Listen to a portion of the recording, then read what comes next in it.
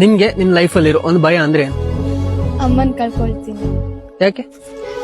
ಯಾಕಂದ್ರೆ ಅವ್ರಿಗೆ kidney liver ಎಲ್ಲ ಇನ್ಫೆಕ್ಷನ್ ಜೊತೆಗೆ ಡ್ಯಾಡಿ ತೀರ್ಕೊಂಡು ಇವಾಗ ಹೇಳ್ತೀನಿ. ಸೊ ಅಮ್ಮನ್ ಕಳ್ಕೊಳ್ತೀನಿ ಅಂತ ಸ್ವಲ್ಪ.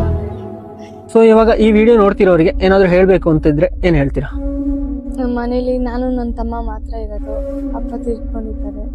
ಸೊ ಈ ವಿಡಿಯೋ ನೋಡೋರು ಏನಾದ್ರು ಸಹಾಯ ಮಾಡೋಕ್ಕಾದ್ರೆ ಮಾಡಿ.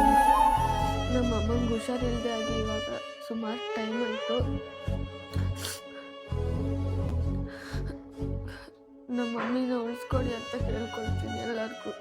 ನಮ್ಮ ಮಮ್ಮಿನ ಮೊದಲಿನ ಥರ ಮಾಡಿಕೊಡಿ ಅಂತ. ಅಪ್ಪ ತೀರ್ಕೊಂಡು ಇವಾಗ 7 ತಿಂಗಳಾಗಿದೆ. ಅಪ್ಪ ಇದ್ದಿದ್ರೆ ಹಿಂಗೆ ಆಗ್ತಿರ್ಲಿಲ್ಲ. ನನಗೆ ಮಧ್ಯರಾತ್ರಿ ಎಲ್ಲ ಚೆಸ್ಟ್ ಪೇನ್ ಎಲ್ಲ ಬಂದ್ಬಿಡುತ್ತೆ. ನನ್ನನ್ನು ಆಸ್ಪತ್ರೆಗೆ ಕರ್ಕೊಂಡು ಹೋಗೋಕ್ಕೂ ಯಾರು ಇರಲ್ಲ. ಮಕ್ಕಳು ತುಂಬ ಭಯ ಪಡ್ತಾರೆ ರಾತ್ರಿ ಎಲ್ಲ ಮನೇಲಿ. ಸ್ಕೂಲಿಗೆ ಹೋಗೋಕ್ಕೂ ಭಯ ಪಡ್ತಾರೆ ಮಕ್ಕಳು.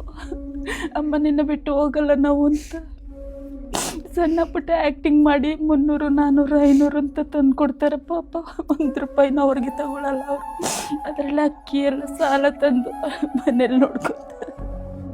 ಆತ್ಮೀಯರೇ, ನೀವು ವಿಡಿಯೋದಲ್ಲಿ ನೋಡಿದ ಆ ಪ್ರತಿಮಾ ಎಂಬ ಈ ಮಕ್ಕಳ ತಾಯಿಯ ಊರಿನವರಾದ ಎಲ್ಲರೂ ಕೂಡ ಇಲ್ಲಿಯ ಮಸೀದಿ ಕಮಿಟಿಯವರು, ದೇವಸ್ಥಾನ ಸಮಿತಿಯವರು, ಜಾತಿ ಮತ ವರ್ಣ ವರ್ಗ ಪಕ್ಷ ವ್ಯತ್ಯಾಸವಿಲ್ಲದೆ ಎಲ್ಲರೂ ಕೂಡ ಇಲ್ಲಿ ಯುವಕರೆಲ್ಲರೂ ಕೂಡ ಒಗ್ಗೂಡಿದ್ದಾರೆ.